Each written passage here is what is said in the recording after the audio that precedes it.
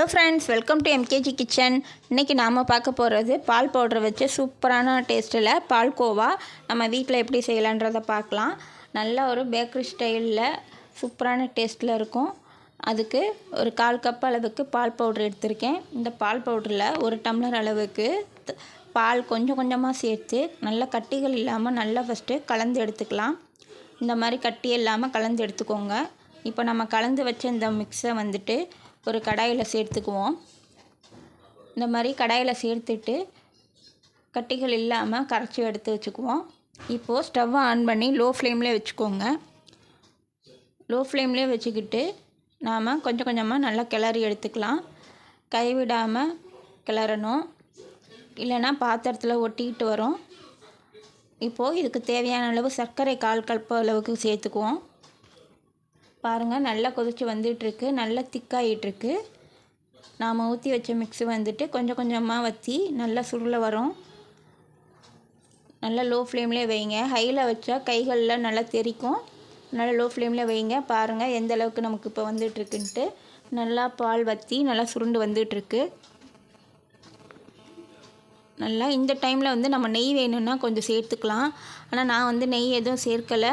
நாம் சேர்த்துருக்க பால் வந்து நல்லா திக்கான பால். அதிலேருந்து நல்லா வந்து நமக்கு நெய் வரும். பாருங்கள், நல்லா பாத்திரத்தில் ஒட்டாமல் எந்த அளவுக்கு நல்லா சுருண்டு வந்துட்டுருக்குன்ட்டு. நமக்கு சூப்பரான டேஸ்ட்டில் நமக்கு பேக்கரி ஸ்டைலில் பால்கோவா ரெடி ஆகிடுச்சு. அவ்வளோதான், 3 பொருள் வச்சு ரொம்ப சிம்பிளாக நம்ம வீட்டில் ஒரு ஸ்வீட் செஞ்சிட்டோம். இந்த மாதிரி செஞ்சு கொடுத்தோம்னா பசங்க கண்டிப்பாக விரும்பி சாப்பிடுவாங்க. நாம் கடைகளில் வாங்கணுன்னு அவசியமும் கிடையாது. இது ஒரு 1/2 கிலோ அளவுக்கு பால்கோவா வரும் நமக்கு. பாருங்கள், சூப்பரான டேஸ்ட்டில் நல்லா வந்து எண்ணெய் பசை அதிலே இருக்கும். நெய் இந்த அளவுக்கு திரண்டு வந்திருக்கு பாருங்கள். பால்கோவாவும் பார்க்குறதுக்கு நல்லா மணல் மணலாக இருக்கும். சூப்பர் டேஸ்ட்டில் நமக்கு பால்கோவா ரெடி ஆகிடுச்சு.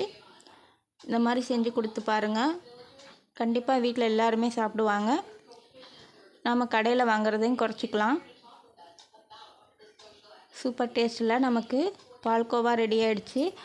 அதிக பொருளும் கிடையாது, அதிக நேரமும் கிடையாது. ரொம்ப சிம்பிளாக நினச்சோன்னா ஒரு ஸ்வீட் சாப்பிட்ணுன்னு இருந்ததுன்னா இந்த மாதிரி செஞ்சு ட்ரை பண்ணி பாருங்கள். கண்டிப்பாகவே நல்லாயிருக்கும்.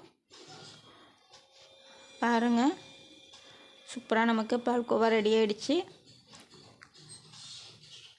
நீங்களும் இதே மாதிரி செஞ்சு ட்ரை பண்ணி பாருங்கள். தேங்க்ஸ் ஃபார் வாட்சிங்.